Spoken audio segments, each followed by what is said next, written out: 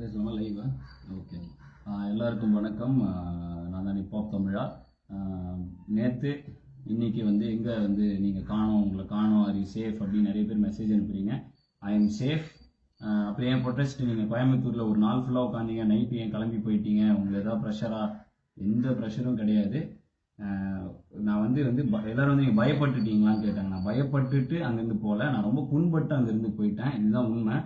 என்ன விஷயம்னா, இந்த ஜல்லிக்கட்டு எப்படி ஆரம்பிச்சுது, இந்த போராட்டம் எப்படி ஆரம்பிச்சுன்னா, மிருகநல ஆர்வலர்கள் கேஸ் போடுறப்ப அதை எதிர்த்து பிஆர் ஐயா 2006 இருந்து அப்படியே சண்டை போட்டே வர்றாரு. அவங்க கூட 2008, 12 சிவசேனாதிபதி, ஜல்லிக்கட்டு ராஜேஷ், இந்த மாதிரி நிறைய பேர் இதில் இருக்காங்க. இவங்கெல்லாம் இதுக்காக போராடிட்டே வரப்ப 2015 இவங்களை நான் சந்திக்கிறேன். இந்த விஷயமா பேசி இதுக்கு ஏதாவது ஒரு தீர்வு கிரியேட் பண்ணும் அப்படின்னு நினைக்கிறேன்.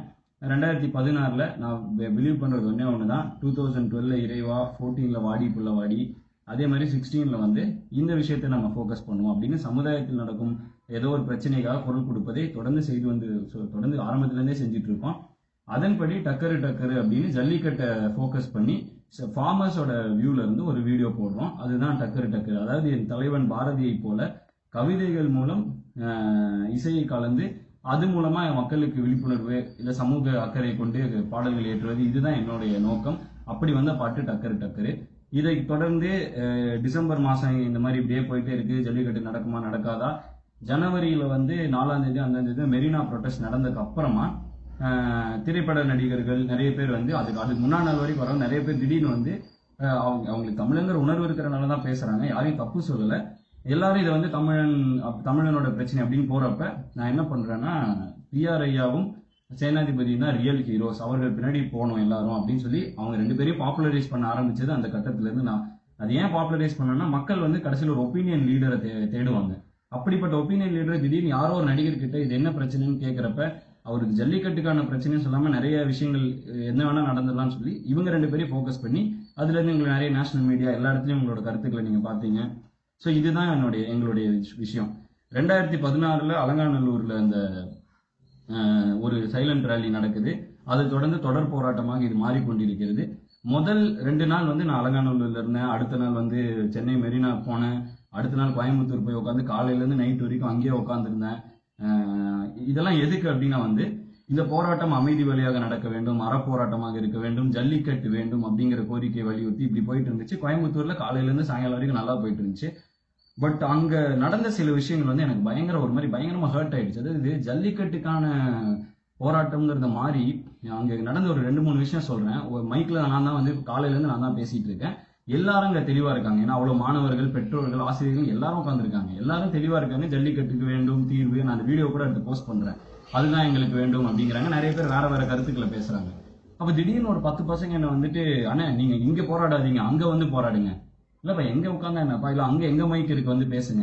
அங்க என்ன மேட்டர்னு பாத்தீங்கன்னா அங்க சம்பந்தமே இல்லாத ஒரு விஷயம் நடந்துகிட்டு இருக்கு. என்னன்னா, தேசிய கொடியை சுத்தி அதை கீழே போடுறது, தேசிய கொடியை மிதிக்கிறது, இந்தியாவே எங்களை வஞ்சித்து விட்டா இப்படி பேசுறது. என்ன சொன்னாலும் நான் ஒரு இந்தியனுங்கிறதுல இருந்து ஒரு மாற்று கருத்தே இல்லை. இந்த மாதிரி தேசிய விரோத செயலுக்கெல்லாம் நான் துணை போக மாட்டேன். அதை அவங்க கிட்ட தெளிவா சொல்லிட்டேன். உடனே மைக்கை பிடிச்சிட்டு போய் ஹிப்ஹாப் தமிழா, நீ உண்மையான தமிழனாக இருந்தா இங்க போராடு. எனக்கு ஒரு மாதிரி பயங்கர புண்பட்டுட்டேன். என்ன நடக்குது இந்த ப்ரொட்டஸ்ட்குள்ள அப்படின்னு.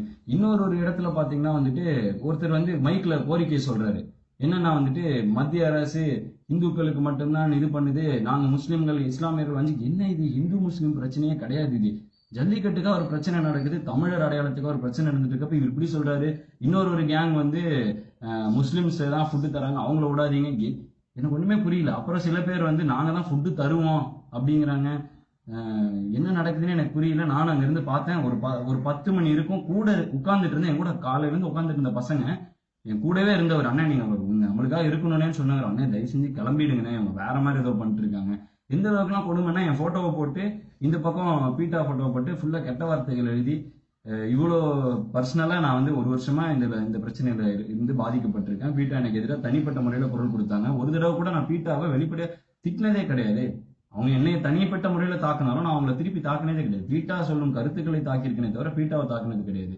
இது ஃபுல்லா கெட்ட வார்த்தைகளை போட்டு பீட்டாவை பத்தி எதோ எழுதுறதும், அப்புறம் கெட்ட வார்த்தைகள். அதாவது ஏன்னா அங்க ஃபேமிலிக்குரோட அவ்வளவு பேர் இருக்காங்க. திடீர்னு யார் அந்த ஆட்கள்னே தெரியல. திடீர்னு கருப்பு சட்டை போட்டு ஒரு 20 பேர் உள்ள வராங்க, வந்து ஃபுல் கெட்ட வார்த்தையில மோடி மோடின்னு ஏதோ பேசுறாங்க. எனக்கு வந்து யார் இவனே, இவ்வளவு நேரம் நல்லா போயிட்டு இருந்துச்சு கூட்டம், திடீர்னு ஒரு கேங் வருது, இங்க இருந்து ஒரு கேங் வருது, யார் இவனா, இன்னொரு கேங் தனியா வந்துட்டு தனித்தமிழ்நாடு ஒன்று வரைஞ்சிட்டு நம்ம என்னத்துக்காக போராடிட்டு இருக்கோம், இவங்கெல்லாம் வேற என்னமோ நடந்துட்டு இருக்கே அப்படிங்கிற ஒரு ஒரு ஒரு இதுல வந்துட்டு ரொம்ப புண்பட்டுட்டேன். அதனாலதான் அந்த இதுல இருந்து கிளம்பி வந்தேன். சென்னையில இருந்து கோயம்புத்தூர்ல இருந்து மதுரை போலாம் அப்படின்னா நடுவில் வந்து பிஆர்ஐ ஃபோன் பண்ணி நம்மளுக்கு நிரந்தர தீர்வு வந்துடும், நம்ம வெற்றி பெற போறோம் அப்படின்னாரு. சூப்பர் அப்படின்னு சொல்லிட்டு போயிட்டு இருந்தேன். அதுக்கப்புறம் பார்த்தா நடந்த விஷயங்களே எல்லா இடங்களையும் நடந்துட்டு இருக்கிற விஷயமே வேற.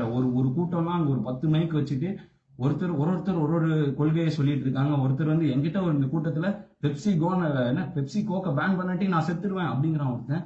பெப்சி கோக்கை பேன் பண்ணா இது இந்தியா ஃபுல்லா பேன் பண்ணும். சரி ஓகே, உனக்கு பெப்சி கோக்கை வேணாம்னா நீ குடிக்காத, யாரையும் வாங்க சொல்லாத, கடைக்காரங்களும் வாங்காம இருந்தா பெப்சி கோக், ஏன்னா 3 நாள்ல 70% சரிவுன்னு ஏதோ சொல்றாங்க. இந்த மாதிரி கூட யோசிக்கலாம் ஸ்மார்ட்டா. அதை விட்டு நான் வந்து செத்துடுவேன், பெப்சி கோக்கு நம்மள அழிக்கிறாங்க, ஏன் வந்து என்னத்துக்காக போராடுறோம்னு தெரியாம கொள்கையே இல்லாம, ஏன்னா காலையில இருந்து சாயங்காலம் வரைக்கும் தெளிவா போயிட்டு இருந்துச்சு. திடீர்னு இந்த கூட்டம் யாரு, எங்க இருந்து வந்தாங்க, என்ன நடத்திட்டு இருக்காங்கன்னு எனக்கு ஒண்ணுமே புரியல. நான் அங்க இருந்த என் கூட அவ்வளவு நேரம் காலையில இருந்து உட்காந்து இந்த பசங்க, அண்ணன் நீங்க கிளம்புங்கண்ணே, நீங்க ஒர்த் இல்லைண்ணே, இது வேற மாதிரி ஆயிடுச்சுண்ணே அப்படின்னு சொல்லி நாங்களும் கிளம்ப போறோங்கிறாங்க. எனக்கு வந்து இவ்வளவு கஷ்டப்பட்டு 10 வருஷ காலமா இந்த ஆட்கள் கஷ்டப்பட்டு கொண்டு வந்துட்டு இருந்த இந்த விஷயத்தை வந்து மாணவர்கள் சரியா எடுத்துட்டு போயிட்டு இருக்காங்க. அதுக்கு சார்பா பெற்றோர்களும் ஆசிரியர்களும் வந்து சப்போர்ட் பண்றாங்க, நிறைய ஸ்டாஃப் ஸ்டூடெண்ட்ஸோட எல்லாம் வராங்க. இவ்வளவு நடந்துட்டு இருக்கு. அப்ப அங்கங்க ஒரு கூட்டம் முளைக்குது. திடீர்னு ஒரு சின்ன யானையில ஒரு மைக் செட் போட்டு ஒரு ஆள் வராரு, கத்திட்டே வராரு. இது வந்து பயங்கர ஜல்லிக்கட்டுக்காக உட்கார்ந்து இருக்கிற கூட்டம், ஃபுல் கெட்ட வார்த்தை. தேசிய கொடியை வந்து எரிக்க போறேன்ட்டு என்ன என்ன எனக்கு ஒண்ணுமே புரியல. நான் அப்பவே முடிவு பண்ணிட்டேன், இது வந்து ஜல்லிக்கட்டுக்காக போராடுறவங்க அந்த விஓசி பார்க் உள்ள உட்காந்துட்டு இருந்தாங்க, அதுக்கு சம்பந்தமே இல்லாதவங்க அதுக்கு வெளியில ஆன்டி சோசியலா ஏதோ பண்ணிட்டு இருக்காங்க. இத்தனை விஷயமும் போலீஸ் பாதுகாப்பு கொடுத்து எல்லாரையும் சேஃபா நடத்திட்டு இருக்காங்க. அந்த இடத்துல தான் எனக்கு ரொம்ப ஹர்ட் ஆயிடுச்சு. என்ன ஒரு நல்ல விழிப்புணர்வுக்காக பண்ண விஷயம் வந்து இன்னைக்கு திசை இல்லாம எங்கேயோ போயிட்டு இருக்கேன் அப்படின்னு. எனக்கு மெரினால நான் போல இது வரைக்கும், ஏன்னா அங்க ஒரு 10 லட்சம் பேர் ஏதோ இருக்காங்க, 7 லட்சம் பேர் ஏதோ இருக்காங்கிறாங்க, ஒரு 20 இடத்துல மைக்கு, எல்இடி ஸ்கிரீனு, பாட்டு, டான்ஸு அப்படி இருக்குன்னாங்க. நான் இன்னும் போல, ஏன்னா அதனால போகாதனால நான் அதை பத்தி பர்சனலா சொல்லக்கூடாது. சென்னை வந்து சேர்ந்த உடனே இந்த வீடியோவை போடணும் அப்படின்னு வந்து எனக்கு வந்து என்ன பயங்கரமா ஹர்ட் ஆயிட்டேன். எல்லாரும் தமிழனோட இது, தமிழனோட அது, தமிழனுக்கு அந்த பிரச்சனை இந்த பிரச்சனை, பட் இது வந்து ஜல்லிக்கட்டு நோக்கி தான் ஆரம்பிச்ச மாதிரி எனக்கு தோணுனாலதான் நான் இதுல ஆக்டிவா பார்ட்டிசிபேட் பண்ணிட்டு இருந்தேன். பட் இப்ப அது என்ன ஆயிடுச்சு அப்படின்னா வந்துட்டு தமிழன் பிரச்சனை கண்டிப்பா அட்ரஸ் பண்ண வேண்டிய விஷயம் தான். பட் அது எத்தனை அட் த காஸ்ட் ஆஃப் வாட்டுங்கிறதா என் விஷயம். எத்தனை மாணவர்கள் உள்ள இருக்காங்க, அவங்க ஜல்லிக்கட்டுக்காக நினைச்சு அவங்க அப்பா அம்மா எல்லாம் கூப்பிட்டு வந்து எல்லாரும் உட்காந்துட்டு இருக்காங்க. அங்க ஒருத்தர் வந்து வேற ஒரு கொள்கையோட வந்து அங்க ஒரு பரப்புரை செய்யறாரு, பிட் நோட்டீஸ் தராங்க. இது மாதிரி இவரு இந்த மாதிரி ஹிந்துத்துவா ஏதோ போட்டு பிட் நோட்டீஸ் தராங்க. பயங்கர ஷாக்கிங்கா இருக்கு, என்ன இது இதெல்லாம் அப்படின்னு. அது மாதிரி இந்த மாதிரி மோடியை வந்து நம்ம இது பண்ணணும், அழிக்கணும் அப்படின்னு சொல்லி அவர் படத்தை போட்டு ஒரு எக்ஸ் மார்க் போட்டு அதுல என்னமோ இந்துத்துவா கொள்கையுடைய மோடி அழிக்க வேண்டும். பயங்கர ஷாக்கிங்கா இருக்கு. நான் யாரையும் சப்போர்ட் பண்ணல, யாரையும் திட்டவும் இல்லை. பட் வந்து இதுதான் சரியான இடமா? ஏன்னா மாணவர்கள் அத்தனை பேர் உட்காந்துட்டு இருக்கிற இடத்துல ஒரு நல்ல விதையை விதைச்சோம், ஜல்லிக்கட்டுக்காக நம்ம நாட்டு மாடுகளை காப்பாற்றணும்னு. அந்த விதைச்சு காடு வளர்ந்துருக்கிற இடத்துல இந்த மாதிரி விஷ விதைகளை விதைக்கிறது வந்து எனக்கு சுத்தமா அதுல எனக்கு உடன்பாடு இல்லை. அதனாலதான் அப்படியே கோயம்புத்தூர்ல இருந்து கிளம்புனேன்.